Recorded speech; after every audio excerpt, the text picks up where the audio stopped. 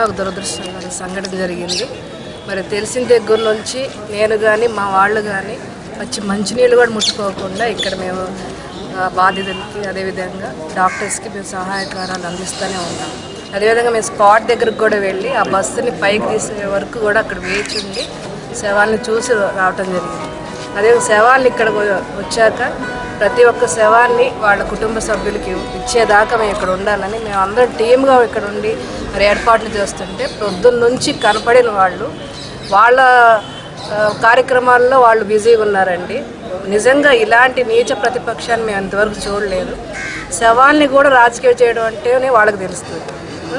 ఒక పక్కన బాధితులు అదేవిధంగా కుటుంబ సభ్యులు వాళ్ళ ఆప్తులు కోల్పోయి బాధలో ఉంటుంటే దాన్ని అవకాశంగా తీసుకొని దీన్ని రాజకీయం చేయటం ఏంటండి?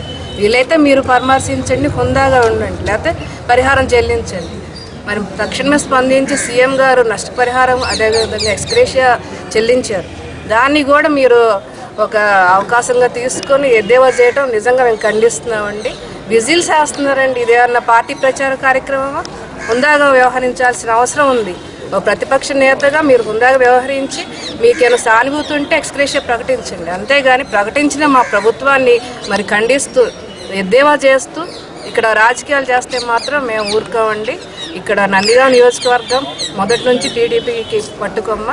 మేము మాత్రం ఊరుకునే స్థితిలో లేవు. మేము కూడా మాకు నోరుంది, మేము విజృంభించగలం. కానీ మాకు హుందాతనం ఉంది. మా నాయకుడు మాకు నేర్పించారు హుందాగా వ్యవహరించాలని. ముఖ్యంగా ఇలాంటి సంఘటనలో హుందాగా వ్యవహరించాల్సిన అవసరం ఉంది. దయచేసి రాబందులు మీకు తెలుసు కదా, శవాలు ఎక్కడుంటే అక్కడ చేరుతాయండి. వీళ్ళు మనుషుల రాబందులో మాకేం అర్థం అవ్వట్లేదు. మీరు శవ రాజకీయాలు మానుకుంటే బాగుంటుందని మీకు హెచ్చరిస్తున్నాను.